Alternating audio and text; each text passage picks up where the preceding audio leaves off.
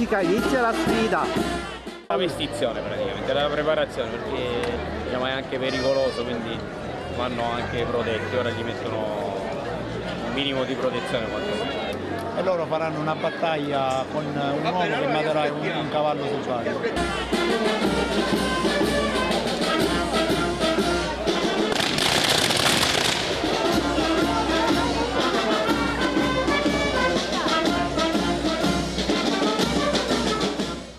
Ma non è pericoloso? No, ormai con le tute, con le cose, non è più pericoloso. A conclusione della festa, nel tardo pomeriggio, si svolge, davanti alla chiesa, il singolare spettacolo di giochi pirotecnici del Cavadduzzo o l'Omu Sabaggiu.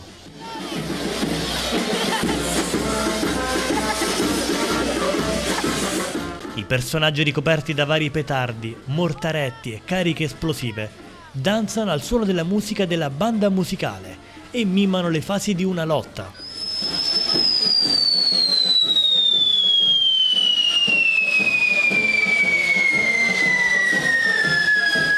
Una pantomima che simboleggia l'incontro dell'uomo con la natura.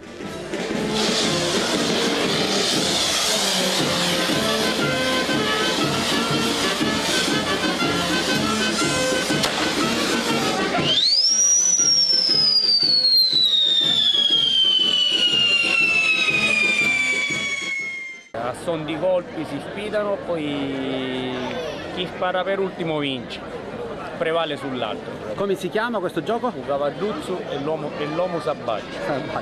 Ogni anno si svolge qui in occasione dell'Epifania questa iniziativa? C'è un comitato di parrocchiani seguiti da Padre Severin e ci diamo da fare per il paese. Il cappello, la spada, lo scudo e la corazza. Questa è la corazza. Sì. E la sfida è con il cavalluzzo? Sì. Ma bisogna avere tante competenze per fare questo tipo di attività. Devi sapere cosa devi fare, come ti devi muovere. Ecco, quindi invitiamo chi sta a casa a seguirci a non imitarvi. No, non imitate, perché ci vogliono i professionisti. E qua avete tutte le precauzioni, avete un giubbotto, quindi... Sì. Ma voi portate in giro questo spettacolo anche in altre località? Sì. Oggi qui a Bordonaro quindi vedremo una sfida tra l'uomo e il cavallo? Sì.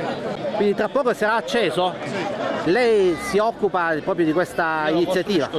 Costruisce quindi tutto, ma ci può spiegare come nasce appunto questa... Questa nasce una pantomima che nasce in base su diciamo una lotta fra la natura e l'uomo quando venne Ruggero d'Altavilla nel 1420.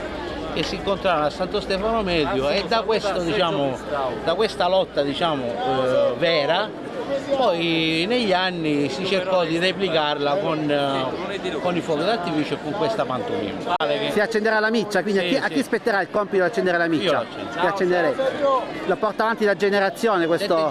7 generazioni.